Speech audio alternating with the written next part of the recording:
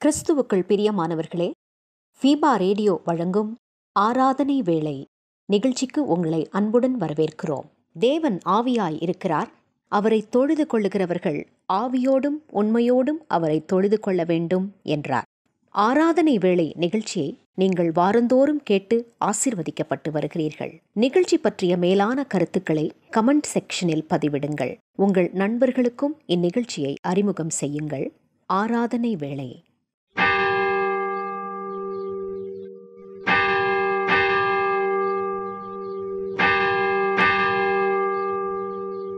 ஆராதனை வேளை.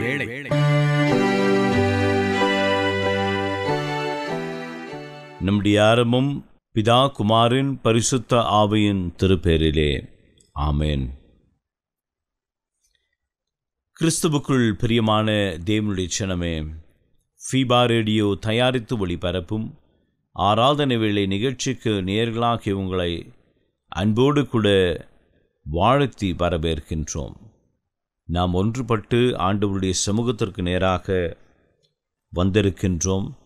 ஆண்டவர் நம் நடுவே பெரிய காரியங்களை செய்ய இருக்கின்றார். ஜெபத்தோடும் விசுவாசத்தோடும் நம்பிக்கையோடும் நாம் அனைவரும் இதிலே பங்கு கொண்டு அளவிலா ஆசீர்வாதங்களை பெற்றுக்கொள்ளும்படியாக எல்லாம் வல்ல இறைவன் அருளையும் கிருபையும் சமாதானத்தையும் நமக்கு தந்தருள்வாராக. ஆமென்.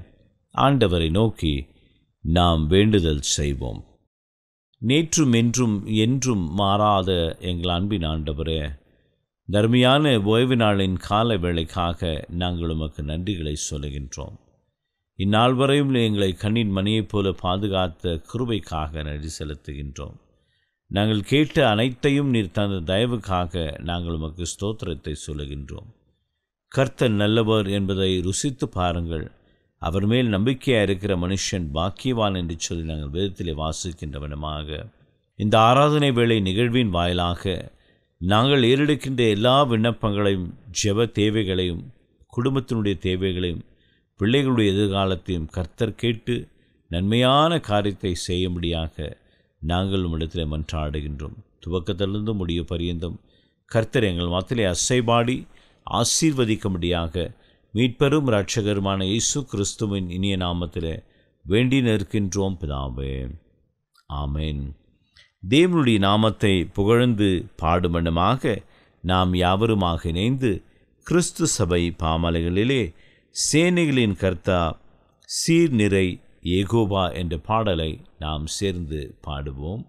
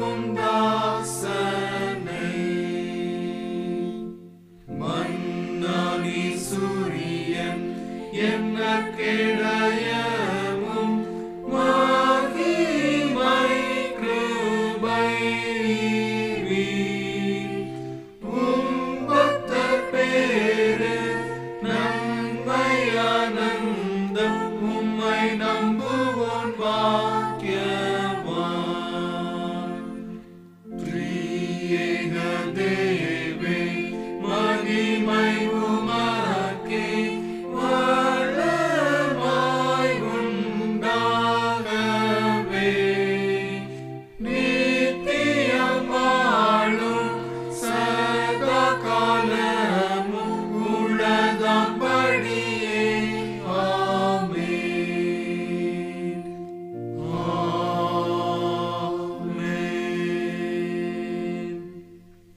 தேவன் ஆவியாக இருக்கிறார். அவரை தொழுது கொள்ளுகிறவர்கள் ஆவியோடும் உண்மையோடும் அவரை தொழுது கொள்ள வேண்டும். பரிசுத்த அலங்காரத்துடனே கர்த்தரை தொழுது கொள்ளுங்கள். பூலோகத்தாரே, நீங்கள் யாவரும் அவருக்கு முன்பாக நடுங்குங்கள். இது கர்த்தர் உண்டு பண்ணின நாள். இதிலே நாம் அனைவரும் களி கூர்ந்து மகிழ கிடப்போம். அமைதியோடு கூட நம்மை நாம் ஆராய்ந்து பார்ப்போம். செய்த பாவங்கள், குற்றங்கள், தப்பிதங்களை தேவனுடைய சமூகத்தினை அறிக்கை செய்ய தேவன் மீண்டும் ஒருவசியாக நமக்கு வாய்ப்பை தந்திருக்கின்றார். நீங்கள் உங்கள் வஸ்திரங்களை அல்ல, உங்கள் இருதயங்களை கிழித்து உங்கள் தேவனாகிய கர்த்தரிடத்தில் திரும்புங்கள். அவர் இரக்கமும் மன உருக்கமும் நீடிய சாந்தமும் மிகுந்த கிருபையும் உள்ளவர். அவர் தீங்குக்காக மனஸ்தாபப்படுகிறவருமாயிருக்கின்றார். தன் பாவங்களை மறக்கிறவர்கள் வாழ்வடைய மாட்டார்கள். அவைகளை அறிக்கை செய்து விட்டு விடுகிறவர்களோ இரக்கம் பெறுவார்கள். மனம் திரும்புங்கள், பரலோக ராஜ்யம் சமீபமாக இருக்கின்றது. உண்மையாக நம்முடைய பாவத்தை அறிக்கை செய்த நாம் பாவ மன்னிப்பின் நிச்சயத்தையும் விசுவாசத்தோடு கூட பெற்றுக்கொள்வோம்.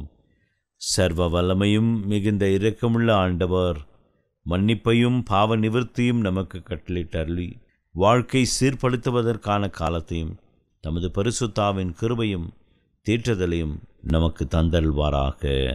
ஆமேன். ஆண்டவரை துதியுங்கள். ஆண்டவர் நாமம் துதிக்கப்படுவதாக. இந்த நாளுக்குரிய வேத பகுதியை வாசிக்க நாம் கவனமாக கேட்போம். ஆதியாகமம் 6வது அதிகாரம் 8வது வசனத்திலிருந்து 15வது வசனம் முடிய. நோவாவுக்கோ கர்த்தருடைய கண்களில் கிருபை கிடைத்தது. நோவாவின் வம்ச வரலாறு. நோவா தன் காலத்தில் இருந்தவர்களுக்குள்ளே நீதிமானும் உத்தமனுமாய் இருந்தான். நோவா தேவனோடே சஞ்சரித்து கொண்டிருந்தான். நோவா சேம், காம், யாபேத் என்னும் 3 குமாரரை பெற்றான். பூமியானது தேவனுக்கு முன்பாக சீர்கெட்டதாயிருந்தது. பூமி கொடுமையினால் நிறைந்திருந்தது. தேவன் பூமியை பார்த்தார், இதோ அது சீர்கெட்டதாயிருந்தது. மாம்சமான யாவரும் பூமியின் மேல் தங்கள் வழியை கெடுத்து கொண்டிருந்தார்கள். அப்பொழுது தேவன் நோவாவை நோக்கி, மாம்சமான யாவரின் முடிவும் எனக்கு முன்பாக வந்தது. அவர்களாலே பூமி கொடுமையினால் நிறைந்தது. நான் அவர்களை பூமியோடு கூட அழித்து போடுவேன். நீ கொப்பேர் மரத்தால் உனக்கு ஒரு பேழையை உண்டாக்கு. அந்த பேழையிலே அறைகளை உண்டு பண்ணி அதை உள்ளும் புறமுமாக கீழ்ப்பூசு. நீ அதை பண்ண வேண்டிய விதம் என்னவென்றால், பேழையின் நீளம் 300 முழமும் அதன் அகலம் 50 முழமும் அதன் உயரம் 30 முழமுமாய் இருக்க வேண்டும் என்பது. மீண்டும் ஒரு விசையாக ஆண்டவரினுடைய நாமத்தை புகழ்ந்து பாடுமிடமாக கரங்களை தட்டி ஞான கீர்த்தனைகளிலே கண்களை ஏறெடுப்பேன், மாமேறு நேராய் என் கண்களை ஏறெடுப்பேன் என்ற பாடலை நாம் சேர்ந்து பாடுவோம்.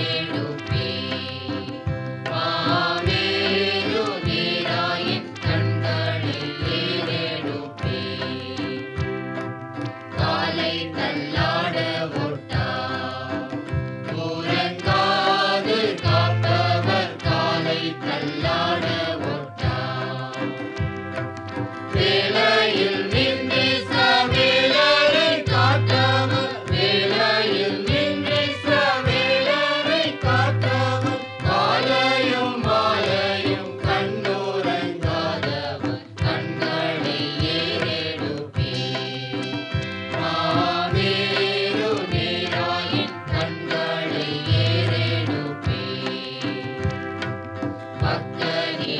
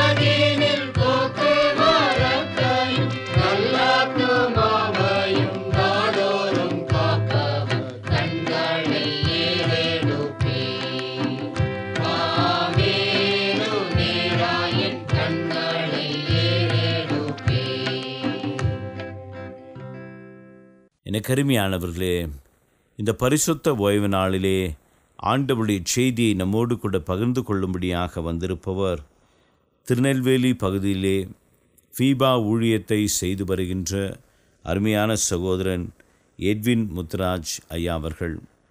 எட்வின் முத்துராஜ் ஐயா அவர்கள் இந்த நாளிலே ஆண்டவருடைய செய்தியை நம்மோடு கூட பகிர்ந்து கொள்ள இருக்கின்றார். அவர் அப்பகுதியினுடைய திருச்சபை மேலாளராக தம்முடைய திருப்பணியை நிறைவேற்றி வருகின்றார்.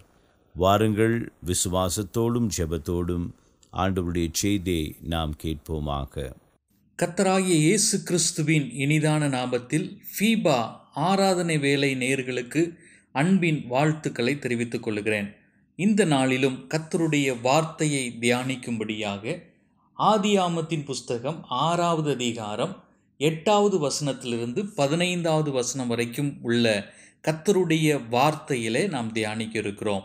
இங்கே 3 காரியங்களை நாம் பார்க்கிறோம். ஒன்று, கிருபை பெற்ற நோவாவை குறித்து நாம் வாசிக்கிறோம். இரண்டாவதாக, அழிக்கப்பட்ட மாம்சீகத்தை குறித்து நாம் பார்க்கிறோம். மூன்றாவது, காக்கப்பட்ட பேழை. வேதாகமமோ சபையோ தேவ ஊழியர்களோ இல்லாதிருந்த அந்த நாட்களில் நோவா எவ்வாறு இப்படிப்பட்டதொரு நீதிமானாயிருந்தான். கர்த்தரின் கண்களில் அவனுக்கு கிருபை கிடைத்ததினாலே, நோவாவுக்கோ கர்த்தருடைய கண்களில் கிருபை கிடைத்தது. நோவா தன் காலத்தில் இருந்தவர்களுக்குள்ளே நீதிமானும் உத்தமனுமாயிருந்தான். நோவா தேவனோடே சஞ்சரித்து கொண்டிருந்தான் என்று நாம் வாசிக்கிறோம். அவனை சுற்றிலும் எங்கும் பொல்லாங்கும் சீர்கேடும் நிறைந்திருந்தன. ஆனால் அவனோ அவற்றை பார்க்கவும் கூட இல்லை. அவனுடைய கண்கள் கர்த்தரின் மீதே பதிக்கப்பட்டிருந்தன. ஆகவே அவன் அவருடைய கண்களில் கிருபையை கண்டடைந்தான். நாமும் கிருபையை பெற்றுக்கொள்ள வேண்டுமென்றால் நமது கண்களும் கர்த்தராகிய இயேசுவின் மீதே பதிக்கப்பட்டிருக்க வேண்டும். நோவா கர்த்தருடைய கண்களில் கிருபை பெற்றான். அதனால் அவன் தன் காலத்தில் இருந்தவர்களுக்குள்ளே பூரணமானவனாயிருந்தான். நாமும் நம்முடைய விசுவாசத்தை துவங்குகிறவரும் முடிக்கிறவருமாகிய இயேசுவையே நோக்கி பார்க்கும்போது பூரணராக நாம் மாற முடியும்.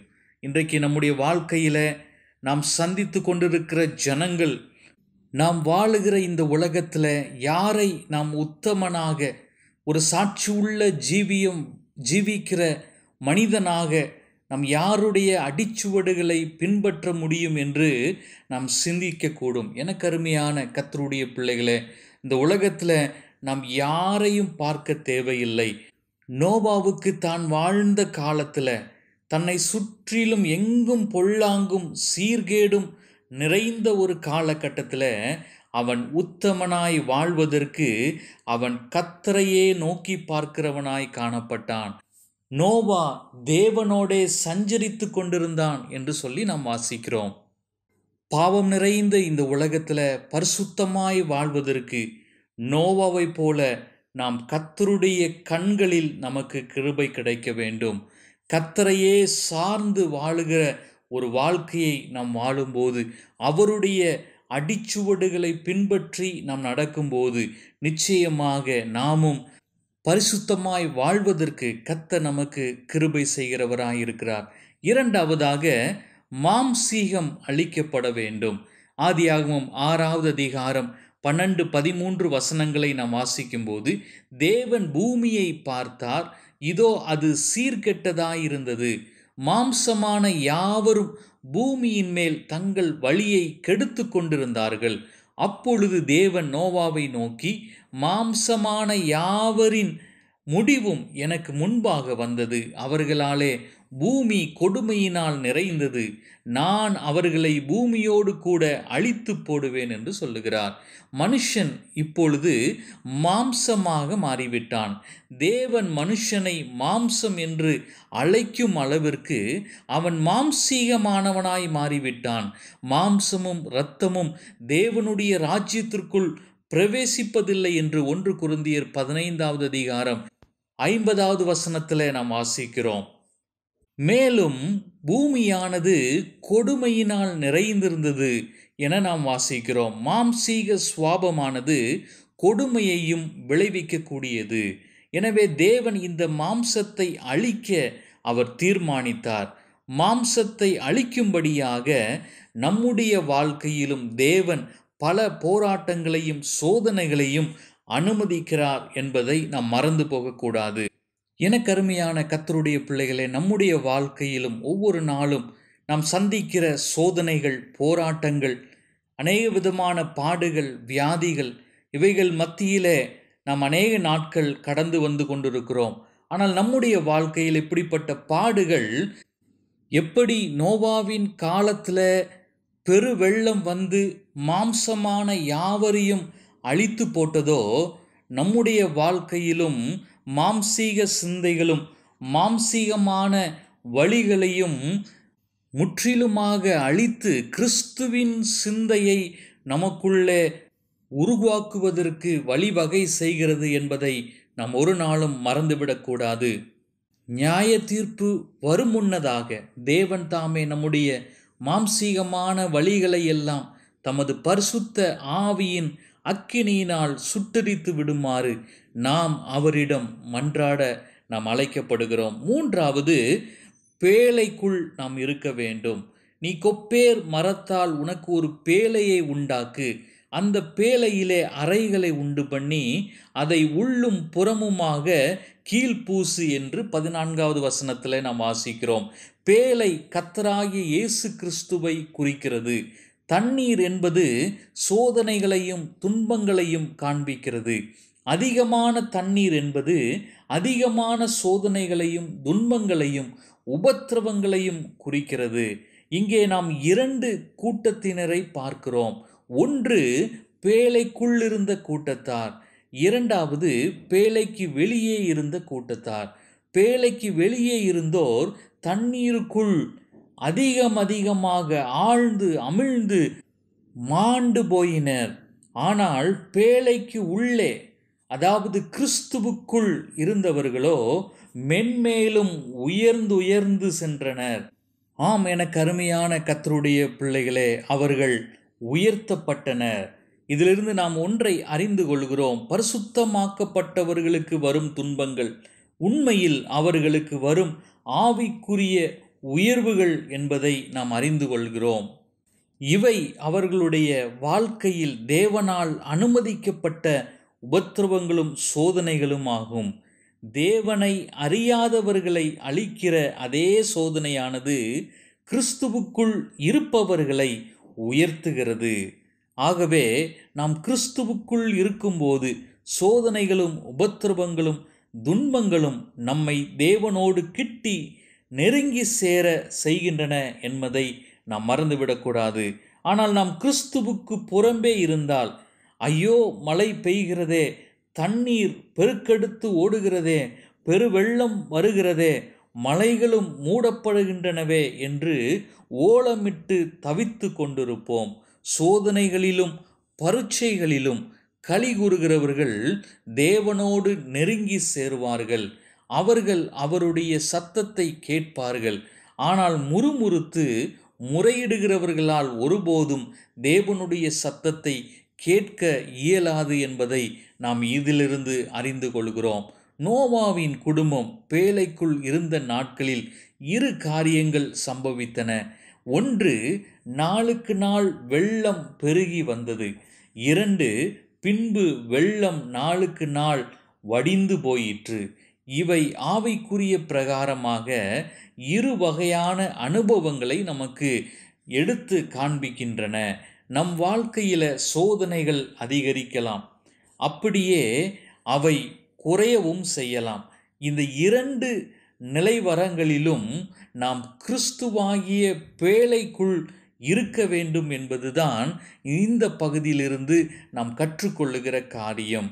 எனக்கு அருமையான தேவனுடைய பிள்ளைகளே, நம்முடைய வாழ்க்கையில் நாம் கிறிஸ்துவுக்குள் இருக்கிறோமா என்பதை நாம் சிந்தித்து பார்க்க அழைக்கப்படுகிறோம்.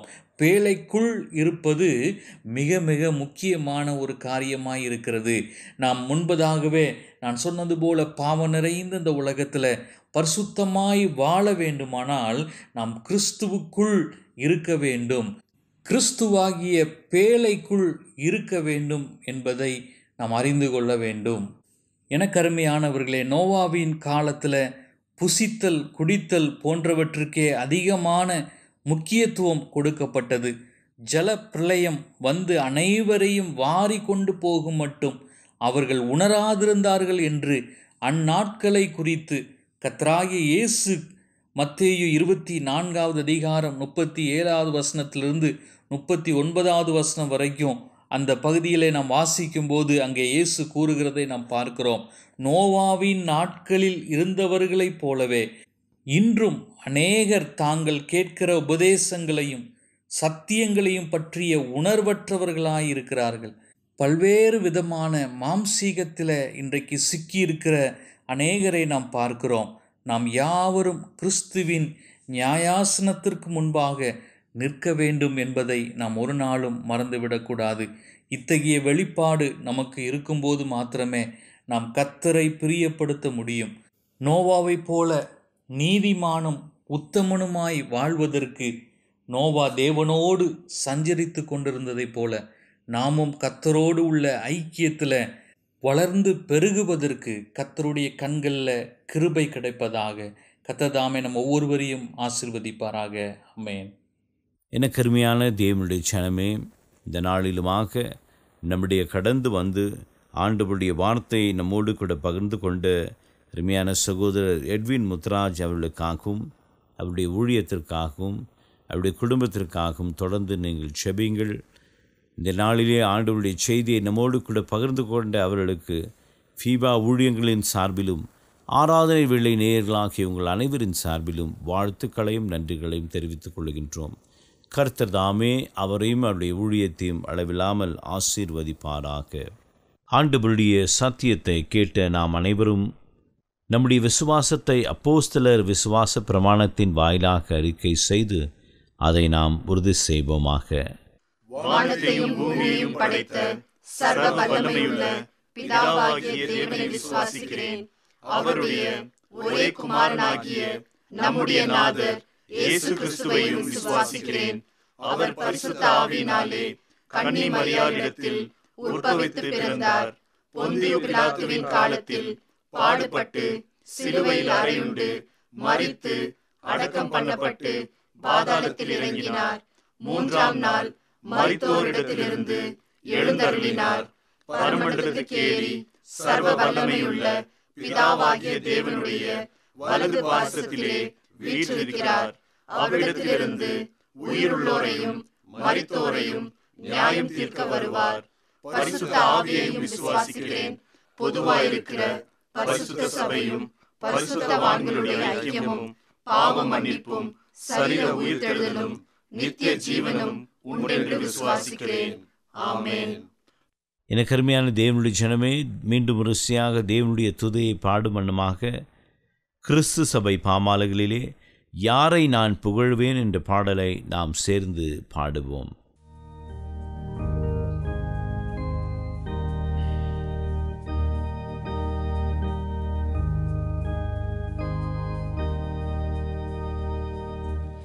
Oh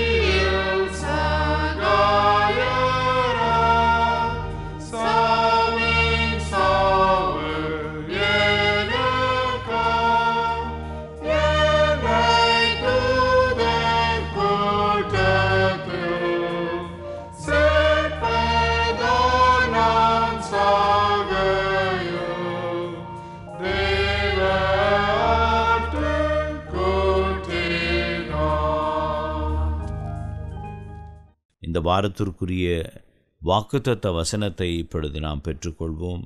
கர்த்தர் உன் நம்பிக்கையாயிருந்து உன் கால் சிக்கிக் கொள்ளாதபடி காப்பார்.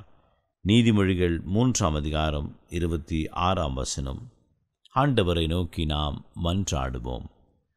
எங்களை அதிகமாய் நேசிக்கிற எங்கள் அன்பின் ஆண்டவரே, எங்களை கண்ணின் மணியைப் போல பாதுகாத்து இந்த நாள் வரையிலும் அழைத்து வந்திருப்பதற்காக நன்றி செலுத்துகின்றோம். எங்கள் வாழ்விலே எத்தனை ஆசீர்வாதங்கள், எத்தனை நன்மைகள் நீர் எங்களுக்கு செய்திருக்கின்றீர். அவைகளெல்லாம் நாங்கள் நினைத்து பார்க்கின்ற பொழுது தாவீது சொன்ன வண்ணமாக, நான் எம்மாத்திரம், என் குடும்பம் எம்மாத்திரம்.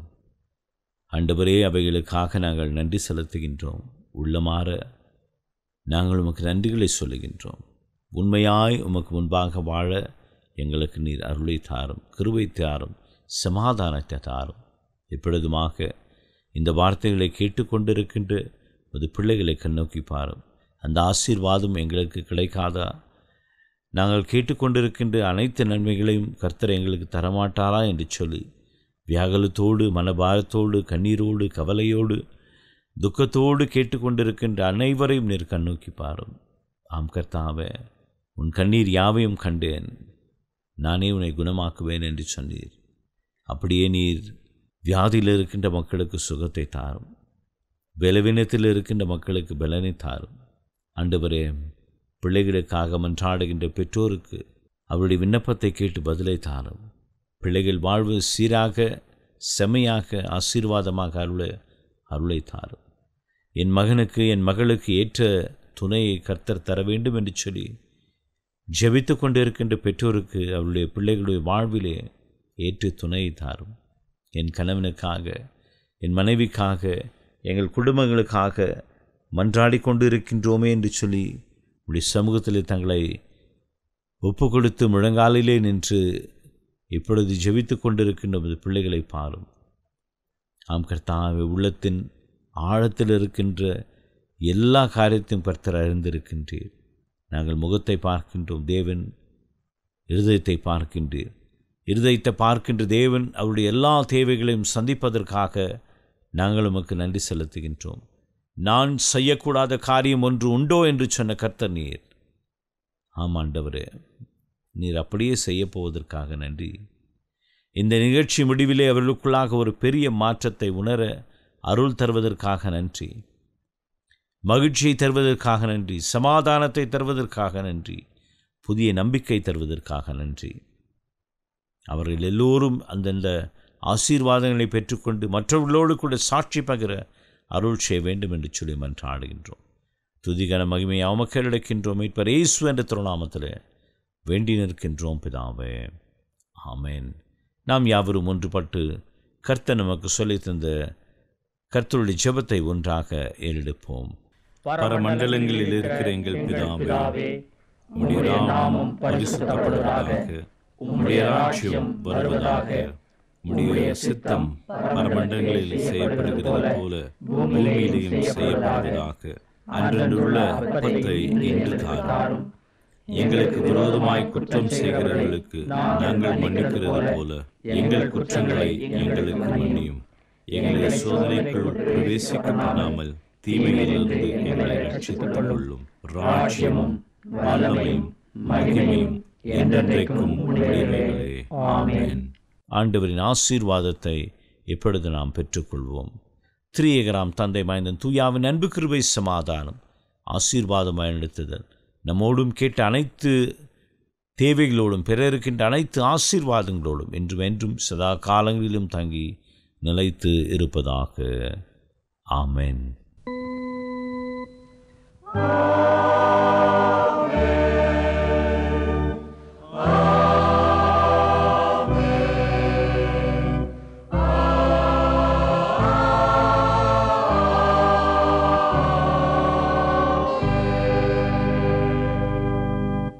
மீண்டும் நினைவுபடுத்துகிறோம் நேர்களே, நீங்கள் ஃபீபா ரேடியோவின் நிகழ்ச்சிகள் பற்றிய தகவல்களை அறிந்து கொள்ள விரும்பினால் டிஸ்கிரிப்ஷன் பாக்ஸில் கொடுக்கப்பட்டுள்ள லிங்கை கிளிக் செய்யுங்கள். மேலும் நீங்கள் எங்களோடு தொடர்பு கொள்ள விரும்பினால் டிஸ்கிரிப்ஷன் பாக்ஸில் கொடுக்கப்பட்டுள்ள அலைபேசி மற்றும் தொலைபேசி எண்களை தொடர்பு கொள்ளலாம். வாழ்த்துக்கள் கூறி விடை பெற்றுக் கொள்கிறோம். வணக்கம் நேர்களே.